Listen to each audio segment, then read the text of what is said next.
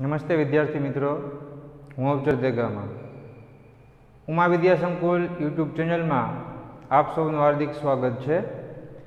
आज आपणे धोरण 12 कॉमर्स विषय गुजराती नो अभ्यास करशु।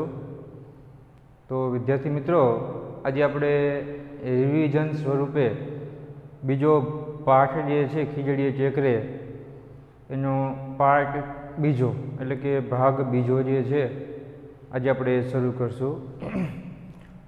रिविजन में आगळना विडियो लेक्चर में भाग 1 में जे आपणे भोजो काळो जे छे एनुं जीवन जे छे केवुं छे के केटलो बधो गरीब जे छे के एना शरीर पर मात्र एक चोरणी पहेरीने ज कड़कड़ती ठंडी में उघाड़ा डीले ए वाड़ामां तरबूच जे छे एना वाड़ाने पोते पाणी पातो होय छे। एना संतानो जे छे एना शरीर पर पहेरवा माटे एक पण वस्त्र नथी।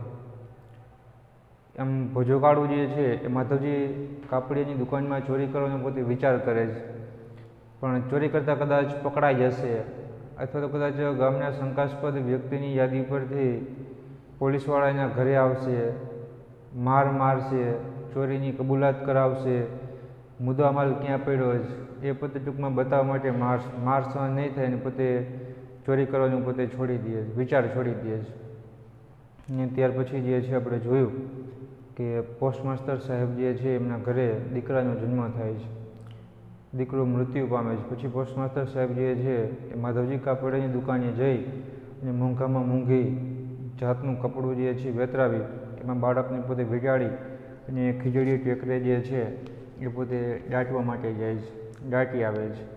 પછી ભોજો કાળું જે છે એ ત્રિકમ જે છે કે કોદાળી કે પાવડો લઈ અને પેલી જે બાળકને દાટ્યું હોય છે બાળકને પોતે કહે ને કે કબરને ખોદે છે અને ખોદ્યા પછી જે છે પેલું બાળક પોતે સળવળવા લાગે છે અને સળવળતાની સાથે જ અગાઉ આપણે જોયું ને કે ભોજા જેવો બળ બહાદુર હિંમતવાન ભોજો પણ એકદમ પોતે ડરી જાય કે રે આ શું, આ તો માત્ર નાના છોકરાઓને દાટવાની આ એમ કે જગ્યા છે, તો પછી અહીંયા કણે જીવતું બાળક ક્યાંથી નીકળ્યું?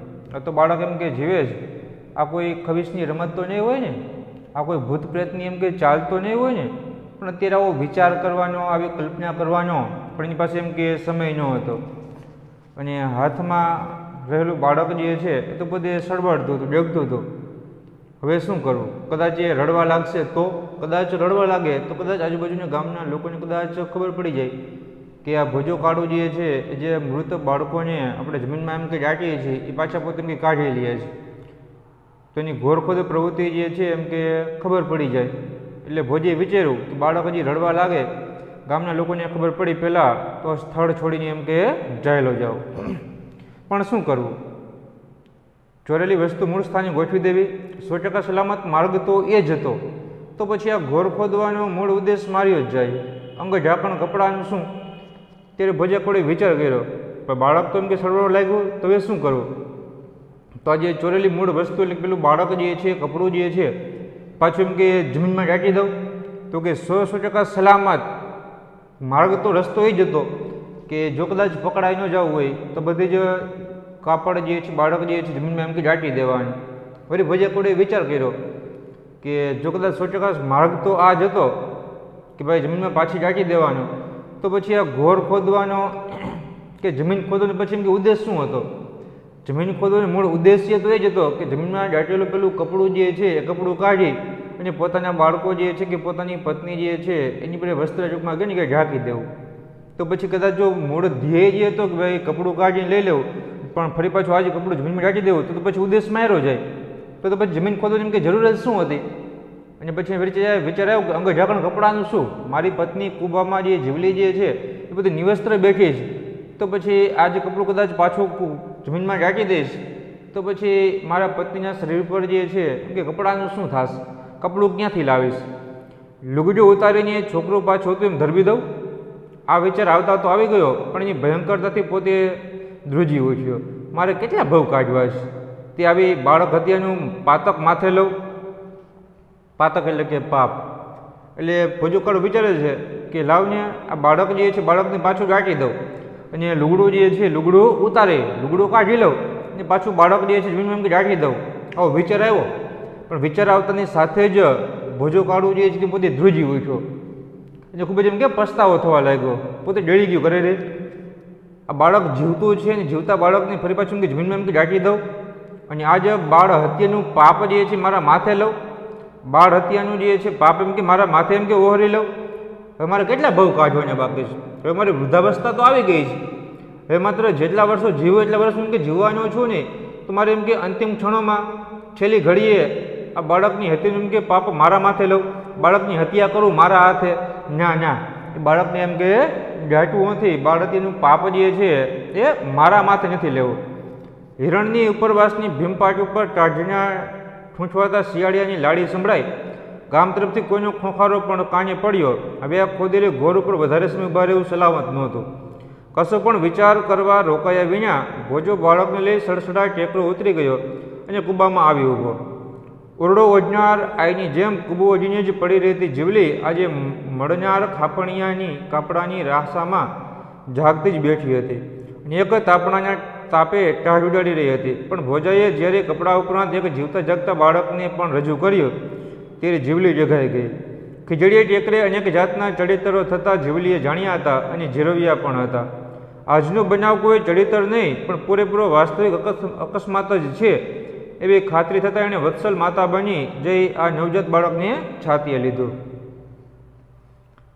એટલે ભોજે કાળું જે છે કીધું કે ના ના, બાળકને દાટવું નથી, આની હત્યાનું પાપ જે છે મારે માથે નથી લેવું. પછી હિરણ નદીના કિનારે કાંઠાની એકદમ નદી જે છે છલોછલ યુગમાં ભરી હતી અને ત્યારે ભોજો કાળું જેમ વિચારે છે બરાબર, તે જ સમયે ઠંડીના કારણે ઠૂંઠવાતા ધ્રુજતા પેલા શિયાળ જે છે લાડી, એટલે કે શિયાળનો બોલવાનો અવાજ, એટલે શિયાળનો બોલવાનો અવાજ જે છે એમ કે સંભળાણો. શિયાળ બોલ્યો. શિયાળ બોલતાની સાથે જ ગામના કોઈ વ્યક્તિએ ખોખારો પણ ખાધો, ઉધરસ પણ ખાધી.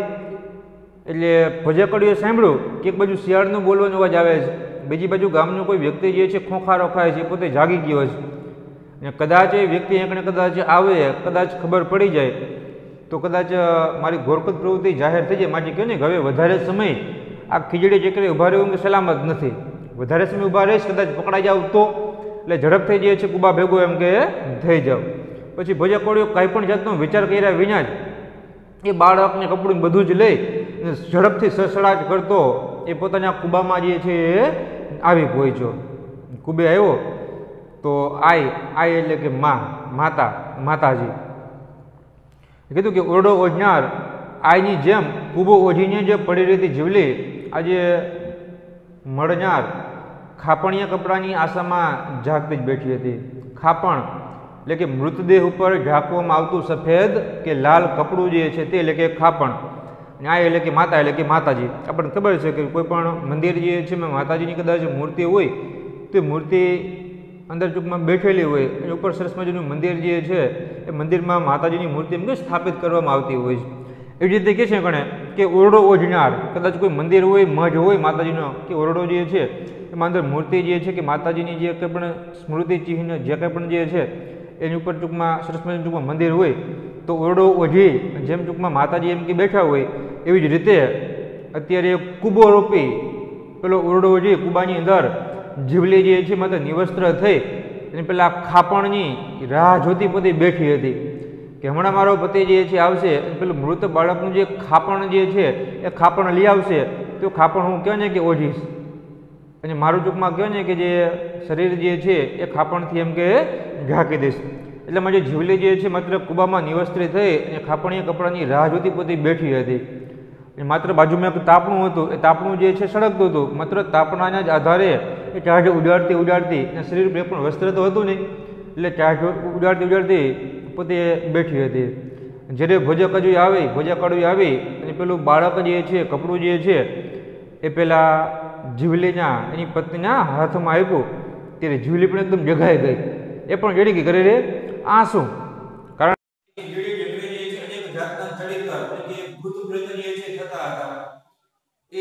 જે જાણ્યા હતા, જીવલીને ખબર હતી કે ખીજડીની ભૂત પ્રેત જે છે એ ટૂંકમાં થાય છે. એ જે ભૂત પ્રેતનો અનુભવ જે છે, અહેસાસ જે છે એ પણ જીવલીને થયો હતો. એટલે જીવલીને વિચાર્યું ઘરે બાળકને લઈ આવ્યા પછી એમ કે ભૂત પ્રેત તો નહીં હોય ને, કોઈની ચાલ તો નહીં હોય ને, પણ જીવલી વિચાર કે નહીં આજનો જે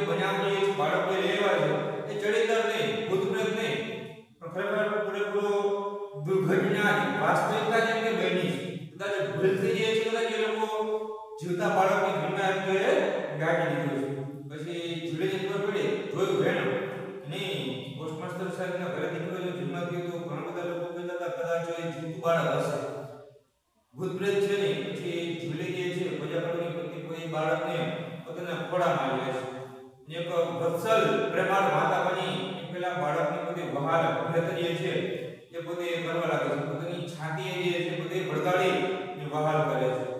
ટેકરાની પોચી માટી મટોડીના આવરણમાંના છિદ્રોમાંથી પ્રાણવાયુ પામીને પ્રાણ ટકાવેલા બાળકની માતૃભૂતિ ઈશ્વર મળતા ને અવાજ પણ ઉભળ્યો.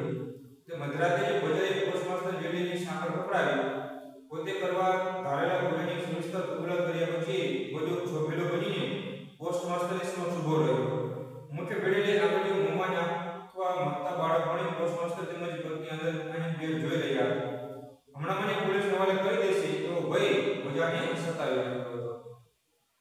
એટલે પેલું બાળક જે છે પેલા પોસ્ટમાસ્ટર એની બધા લોકો આવી જન્મ ડાયટો હતો તો પછી ઉપર મટોડી બધું પાણા પછી ઉપર ધૂળ નાખી દીધી તો માટી જે છે મટોડી જે છે કાંકરા જે છે એ થોડા આવરણમાં કે માત્ર ઢાંકણ પાછળ ઉપર ઢાંક્યું હતું તો એમાં કદાચ થોડી ત્યાં પાણા રહી ગયા હશે, જગ્યા રહી ગઈ હશે, એમાંથી પોસ્ટમાસ્ટર પેલા બાળકને કાઢી પછી ઘરે જઈ લાગ્યા હતા.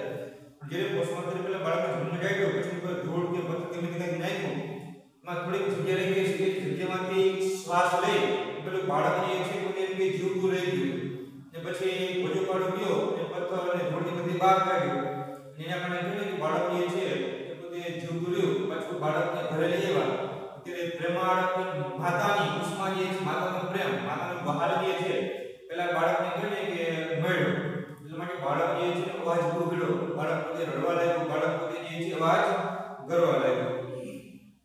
એટલે કુટુંબમાં બાળક અવાજ આવવા લાગ્યો એટલે તરત જ ભજાકાળોએ અડધી રાત્રે વિચાર કર્યો આ પોસ્ટ માસ્ટર રૂમમાં કહે કે દીકરો છે તો પોસ્ટ માસ્ટરને જ પાછું જે છે બાળકને કે આપવા જવું.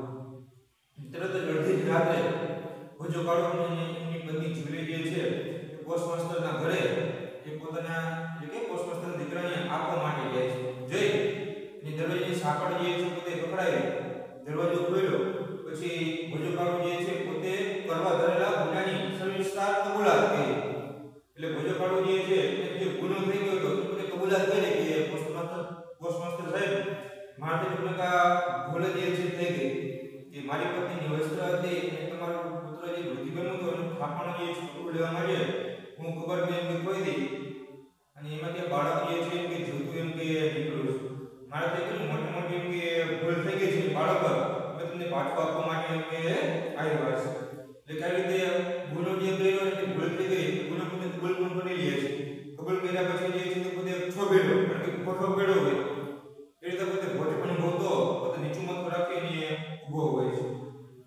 ત્યારે પોસ્ટમાસ્ટરના પત્ની જોયું એકદમ પોતે આનંદમાં આવી ગયા કારણ કે જે બાળક જે છે પેલા જીવલીના ખોળામાં હાથમાં હતું એ બાળક જે છે પોતાના હાથના આંગળા જે છે મૂકી વાળી પોતાના મોઢામાં નાખતું હતું. બાળક જે છે તે રમતું હતું તે બાળકને રમતું આનંદ જોઈ અને પોસ્ટમાસ્ટરના પત્ની એકદમ આનંદમાં આવી ગયા કે હાસ મારો પુત્ર તો કે જીવતો છે પણ ભજાકાળો જે છે એક ભય એક બીક એક ડર લાગતો કે હમણાં જ પોસ્ટમાસ્ટર સાહેબ જે છે પોલીસને જાણ કરશે અને મને પોલીસને હવાલે કરી દેશે, મને પોલીસને અંદર ધરપકડ એટલે કરાવી દેશે કે આ ભોજોકાળો રાતના સમયે જે અમે મૃત બાળકોને કાઢી દઈએ છીએ બાળકોને પોતે જમીન પોતે કપડા લઈ જાય છે ગુના બદલ જે છે મને જેલમાં કે પુરાવી દેશે.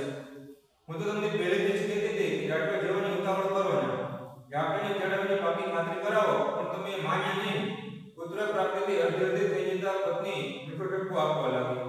આપણા ભાગ્યમાં તો પાછો આવી પૂર્યો ને પોસ્ટમાસ્ટરે કહ્યું અને પછી ભોજન તરફ ભરીને બોલ્યા ભોજિયા તને મનમાં આવે એ ઇનામ માંગી લે.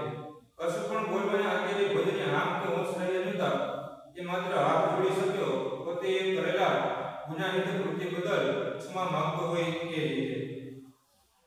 અમારે તો આ ઉતરતી અવસ્થાએ દીકરાના નામની દ્રશ્ય દેવાઈ ગઈ હતી. પોસ્ટમાસ્ટરના પત્ની બોલતા હતા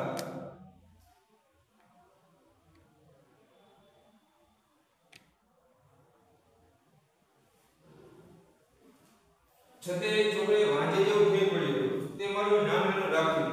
તારો તો જેટલો પણ માની એટલું ઓછું છે મારા વીર. અમારી ચામડીના પગરખા છોડાવીએ તો તારા ઘરનું સાચું વળે જ નથી. એટલે તરત જ પોસ્ટ માસ્ટરના પત્ની જે છે થોડાક નારાજ થઈ જે પોસ્ટ માસ્ટર જાણે કે ઠપકો આપતા હોય એવી રીતના કહે છે. હું તો તમને પહેલા જ કીધી હતી કે જ્યારે બાળકનો જન્મ થયો પછી બધા કહેવા લાગ્યા કે બાળક મૃત્યુ પામ્યો છે. તે હું તમને ત્યારે પહેલા જ કીધી હતી કે ભાઈ તમે બાળકને ડાંટવા જવાની એમ ઉતાવળ કરો માં. પહેલા તમે ડોક્ટરને બોલાવો, ડોક્ટર પાસે તમે તપાસ કરાવો બાળક જીવતું છે કે પછી મૃત્યુ પામ્યો છે. ડોક્ટર એમ કહે ભાઈ મૃત્યુ પામ્યો છે એમાં જીવતું છે ને ખાતરી કરી પછી જે છે તમે જે ડાક્ટર માટે એમ કે જાજો. પણ તમે એકના બે હોય કે તમે મારી વાત એમ કે માન્યા નહીં અને ઝડપથી જે છે બધા લોકો જીવતા બાળકને તમે એમ કે ડાંટી આપો. આમાં પોસ્ટમાસ્ટરના પત્ની જે છે જાણે કે બાળકની પ્રાપ્તિ થઈ પાછી મળી ગઈ એટલે મને તો બધી મીઠો ઠપકો જે છે આપતી હતી. નારાજ થતી હતી. મૃતની કહેતી હતી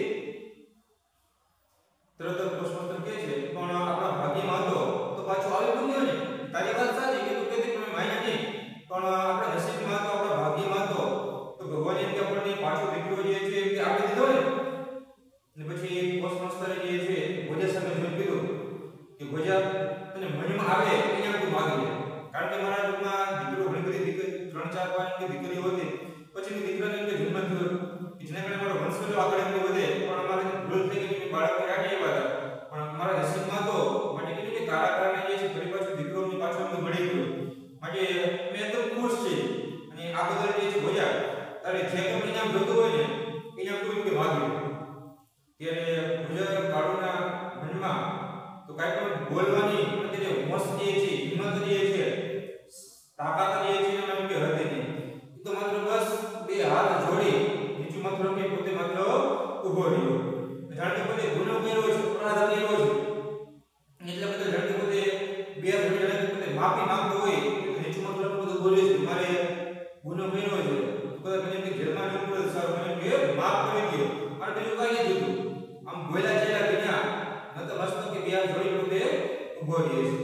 તરત પોસ્ટમાસ્ટરના પત્ની બોલે છે કે મારી તો ઉતરતી અવસ્થાએ કે ભાઈ મારે તો માત્ર ઉત્તમથી અવસ્થા છે વૃદ્ધાવસ્થામાં દીકરાના નામનું જે છે તેમ કે ન્યાય નહીં દીધું. હવે તો મારી વૃદ્ધાવસ્થા આવી ગઈ વૃદ્ધમાં દીકરાનો જન્મ થયો એટલે મૃત્યુ પામ્યો અને મેં તો આશા પણ છોડી દીધી કે હવે પછી જે છે મારા ઘરે દીકરાનો એમ કે જન્મ થશે.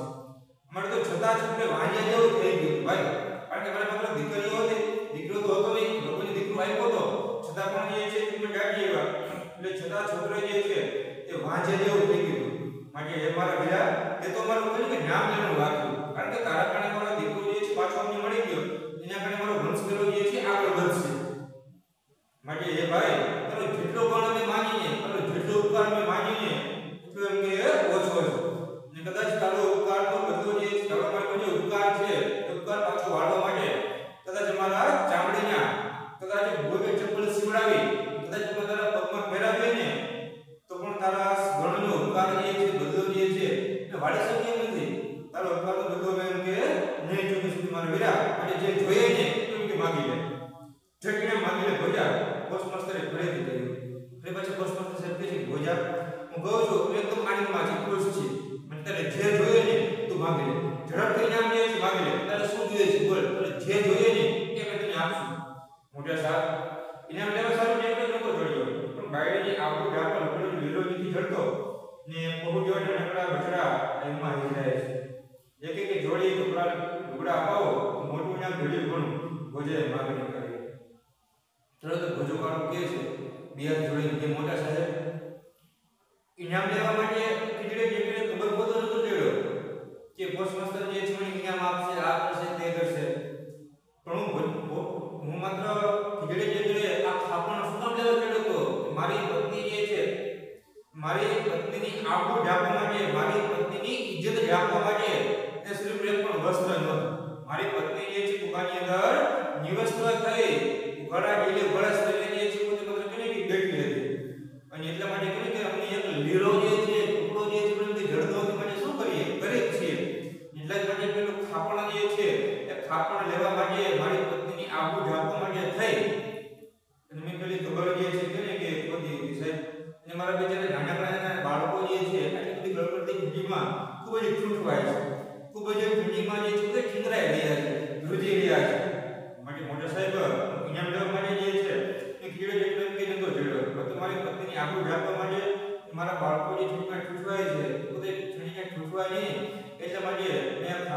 લીધું હતું. માટે જો તમે અમને બધાને મારા બાળકોની ભક્તિને અમને બધાને એક એક જોડી કપડા આપો ને તો બહુ મોટા મોટું ઇનામ મને મળી ગયું ને એવું હું માનીશ. મારે બીજું કાંઈ નથી જોતું. મને એક એક જોડી કપડા જે છે તમને એમ કે બસ અપાવો.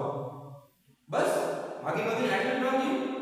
માગું તમારા મોટા માણસની મહેરબાની. હવે ઘડીએ માધુજીની હાથ વડાવો. પોસ્ટ માસ્ટર વાત તો કયો ને પછી બબે જોડી બરાબર બોલ્યા. એક શું બબે જોડી ઉડા વેતરાવી છે. તરત પોસ્ટ માસ્ટર સાહેબ કહે બસ માગી માગીને તો આટલું જ માંગ્યું. મને કદાચ તું જે માંગત ને તમે તેને આપવા માટે તૈયાર હતા. પણ બસ તે માગી માગી માત્ર એક એક જોડી કપડાની માંગણી કરી. બીજું કાંઈ ન કર્યું. ત્યારે મજુ પર પૂછે બસ માગો તમારે એટલું જ માગું છું એક જોડી મને કપડા આપો. બસ તમારો ખૂબ ખૂબ આભાર રહેશે. તમારી મહેરબાની રહેશે. પોસ્ટ માસ્ટર સાહેબ મારા ઉપર માત્ર એટલી મહેરબાની કરો. મારે બીજું કાંઈ નથી જોતું. એક એક જોડી કપડા જે આપો ને તમારે ખૂબ જ તમારું ઉપર મોટું બધું રહેસાન મોટી બધી મહેરબાની રહેશે. તરત જ પોસ્ટ માસ્ટર કહે છે કે અબ ઘડી અત્યારે અડધી જે રાત્રે જે છે હું માધવજી કાપડીની દુકાન જે છે ઉઘરાવું છું. તરત પોસ્ટ માસ્ટર સાહેબ જે છે હાથમાં લાકડી ઉભા જે છે પેલી સાલ નાખી ડગલો ભરાવતા ઉભા કરી બોલ્યા. પછી પોસ્ટ માસ્ટર સાહેબ જે છે ઉભા કરી અત્યારે જ અડધી જ રાત્રે માધવજી કાપડીની દુકાન ખોલાવું. હું ચૂમા કરીને તમને કપડા જે છે એ અપાવું છું. પછી પોતે જાતા જાતા બોલ્યા કે એક નહીં ભજા એક એક શું બબે જોડી કપડા જે છે એ વેતરાવેલી છે. અત્યારે જાઉં છું. પછી પોસ્ટ માસ્ટર સાહેબ અડધી રાત્રે માધવજી કાપડીની દુકાન પણ ખોલાવે છે. પછી સારામાં સારી જાતનું બબે જોડી કપડા જે છે એટલા ભજે કાઢીને પોતે એમ કે અપાવે છે. એટલે આ રીતે પોસ્ટ માસ્ટર સાહેબ છે ઉદાર બની એ ભજા કાઢીને બબે જોડી કપડાની એ પોતે કેવી કે ભેટ કરતા હોય છે. તો વિદ્યાર્થી મિત્રો એને આપણે પાઠ જે છે વિડિયો લેક્ચર આપણે પૂરો કરીએ છીએ. તમને સરસ રીતે પાઠ જે છે એ સમજાઈ ગયો છે. આગળના વિડિયો લેક્ચરમાં હવે આપણે